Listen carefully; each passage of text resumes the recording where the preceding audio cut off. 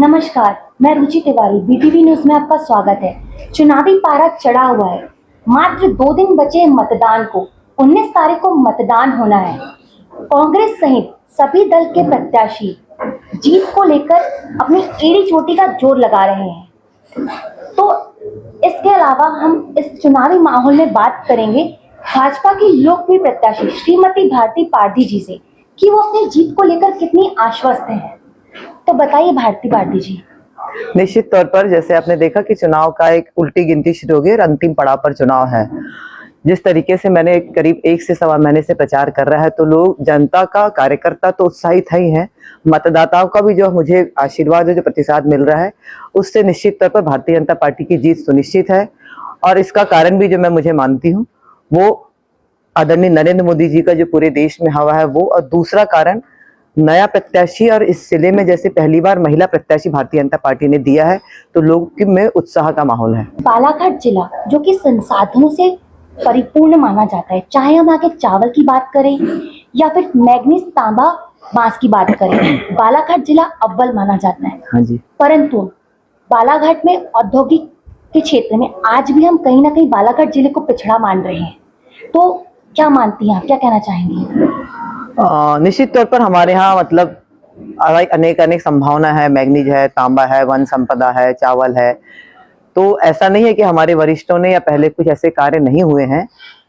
उद्योगों की तरफ मैंने अपने मैनिफेस्टो में मैं सबके सामने बोल भी रही हूँ कि मेरा जो प्राथमिकता रहेगी वो लघु उद्योगों को रहेगी, चाहे वो जिला स्तर पे हो चाहे विधानसभा स्तर पर हो, कि विकास की संभावना है तो उद्योगों की तरफ मेरा ध्यान रहेगा। निश्चित तौर पर थोड़े से हम बाकी शहरों की अपेक्षा उद्योग में पीछे हैं, मेरी प्राथमिकता उद्योगों की तरफ ही रहेगी। बालाघाट जिला लिंगानुपात के मामले में पुरुष की अपेक्षा में महिला मतदाता काफी ज्यादा है और भाजपा ने पहली बार महिला को मैदान में उतारा है। तो आप क्या संदेश देना चाहिए हमारी महिलाओं को? देखिए, भारतीय जनता पार्टी की कथनी करने में अंतर नहीं है। भारतीय जनता पार्टी ने महिला सशक्तिकरण की तरफ काम किया है। महिला शक्ति वंदन अधिनियम लाकर ये साबित किया कि हमारी कथनी करने में अंतर नहीं है। भारतीय जनता पार्टी जो बोलती करती है, एक छोटी सी कार्यकर्ता, महिला कार्यकर्ता को लोकसभा जैसे बड़े चुनाव का टिकट देके इन्होंने साबित कर दिया है कि हम महिलाओं को के लिए कितना काम कर रहे हैं। वर्तमान में एक बड़ा मुद्दा जो कि धान खरीदी का है जी, जिसमें 3100 रुपए का रेट किसानों को दिया जाना था, परंतु कहीं ना कहीं किसान भाजपा के इस रेट से नाराजगी जता रहा है। तो आप इस मुद्दे में क्या कहना चाहिए? क्योंकि पूर्व विधानसभा चुनाव में भाजपा ने ये वादा किया था किसानों से, हाँ जी, कि 3100 रुपए प्रति क्विंटल की दर से धान खरीदी की जाएगी जी। परंतु किसानों को कहीं ना कहीं आज भी निराशा देखने को मिल रही है। देखिए, निश्चित तौर पर पिछले विधानसभा में हमारे मैनिफेस्टो में था और हमारे मुख्यमंत्री जी के घोषणा पत्र में ये था कि हम धान के समर्थन मूल्य जो 3100 रुपए वो देंगे। भारतीय जनता पार्टी ये मोदी की गारंटी की सरकार है। हमने जो कहा नहीं कहा वो तक किसानों तक और आम जनता तक पहुंचाने का प्रयास किया है। तो ये तो हमारी सरकार का कहा हुआ है। 9 तारीख को प्रधानमंत्री जी के मंच से और उसके बाद भी मुख्यमंत्री जितने बार आए हैं, चाहे लांजी हो चाहे उकुआ, और आज भी वो रामपायली आ रहे हैं, मुख्यमंत्री जी ने हर बार ये कहा है कि भारतीय जनता पार्टी ने जब बोला है तो वो देगी। उन्होंने स्पष्ट तौर पे किया है। विधानसभा के बाद हमारा पूरक बजट आया था, पूर्ण बजट नहीं आया था, राशि ज्यादा थी, इसीलिए हम किसानों को नहीं दे पाए। लेकिन लोकसभा के बाद जैसे ही हमारा पूर्ण बजट आएगा हम किसानों को 3100 रुपए देंगे, वो हर बार उन्होंने स्पष्ट कहा है। तो ये बात किसानों तक पहुंच चुकी है, कहीं कोई किसान नाराज नहीं है, सबके मन में ये है और भारतीय जनता पार्टी पर उनका पूरा विश्वास है। भारती जी, बालाघाट जिला आदिवासी बाहुल्य क्षेत्र माना जाता है। आदिवासी लगभग 2 से 3 लाख वोटर्स हैं, लेकिन कांग्रेस आदिवासी को अपना पारंपरिक वोट बैंक मानती है। तो आप क्या कहेंगे, क्या आदिवासी वोट आपको साथ देगा या नहीं देगा? बिल्कुल, निश्चित तौर पर कांग्रेस मानती होगी, लेकिन सरकार ने जिस तरीके से आदिवासियों के लिए किया है, उनके जीवन स्तर को ऊपर उठाने का प्रयास किया है, चाहे हमारी केंद्र की सरकार हो चाहे प्रदेश की सरकार हो, तो आदिवासी हमसे जुड़ रहा है। जैसे मैंने कहा, हर वर्ग हर जात का लोग भारतीय जनता पार्टी पर विश्वास कर रहा है और विश्वास इसीलिए कर रहा है कि हमने काम किया है। तो निश्चित तौर पर विश्वास उनका बढ़ रहा है और वो वोट हमारे तरफ डाइवर्ट हो रहा है। प्रधानमंत्री माननीय नरेंद्र मोदी जी आपकी सभा को संबोधित करने बालाघाट जिले में आए थे। तो आप क्या कहना चाहिए कि उनके आने के पूर्व और बाद में चुनाव के माहौल में क्या अंतर देखने मिलता है, क्योंकि इतनी बड़ी शख्सियत आपकी सभा को संबोधित करने आई? निश्चित तौर पर भारतीय जनता पार्टी के पक्ष में माहौल उनके आने के पहले भी था, लेकिन जब विश्व स्तरीय नेता, देश में ही प्रसिद्ध नहीं विश्व में प्रसिद्ध नेता किसी मंच पे आता है, किसी व्यक्ति के लिए आता है, तो स्वाभाविक है वो कुछ मतलब उनके रहने उपस्थिति होने से, कहने की तो बात अलग है, उनके उपस्थित रहने आने से ही चुनाव में गति और उठाव आ जाता है। तो निश्चित तौर पर उनके आने के बाद हमारा चुनाव में उठाव तो आया है।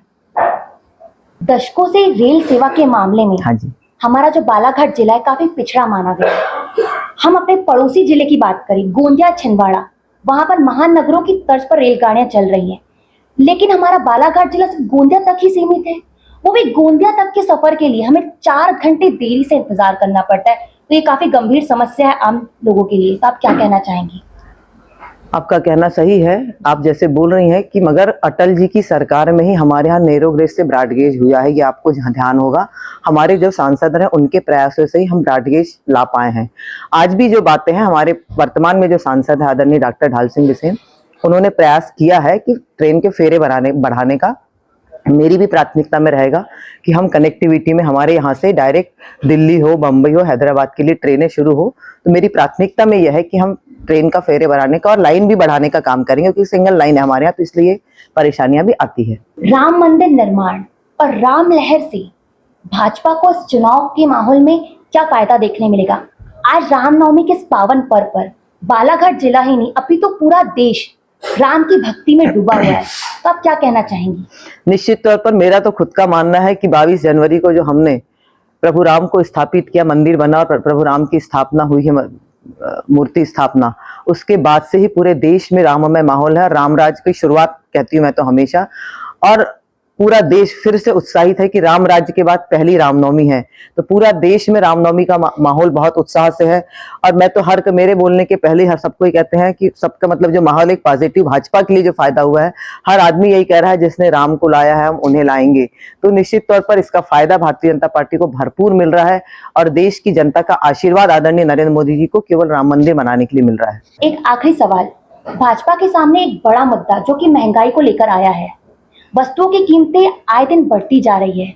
विपक्ष पार्टी जो कि कांग्रेस महंगाई को लेकर आए दिन भाजपा के ऊपर हमला बोल रही है। तो वस्तुओं की बढ़ती कीमतों को लेकर आप क्या कहना चाहेंगी? देखिए, महंगाई का ऐसा नहीं है, पहले की तुलना में अभी देखिए, और देश की जो स्थिति है, देश को जिस स्थान पर भारतीय जनता पार्टी के नेतृत्व आदरणीय नरेंद्र मोदी जी ने लाके रखा है, महंगाई बहुत बड़ा मुद्दा नहीं है। लोगों की आमदनी भी बढ़ी है। और महंगाई जैसे आप कह रहे, कांग्रेस कह रहा है, तो कांग्रेस तो कहेगी, विपक्ष को जब तक कुछ आरोप प्रत्यारोप नहीं करेगा तो विपक्ष का मतलब क्या है? दमदार विपक्ष तो मैं भी मानती हूँ होना चाहिए, तो चुनाव का और ऐसे भी राजनीति करने का मजा है। महंगाई कहीं और कहीं से नहीं है, थोड़ी बहुत महंगाई सरकारें कोई भी आए वो बढ़ती हैं, उससे कोई बहुत बड़ा मुद्दा ऐसा नहीं है। तो ये थे भारती पार्थी जी, जिन्होंने हमारे सभी सवालों का बड़ी खूबसूरती से जवाब दिया है। हम उनका तहे दिल से धन्यवाद देते हैं और उनके उज्जवल भविष्य की कामना करते हैं। तो दीजिए इजाजत, नमस्कार।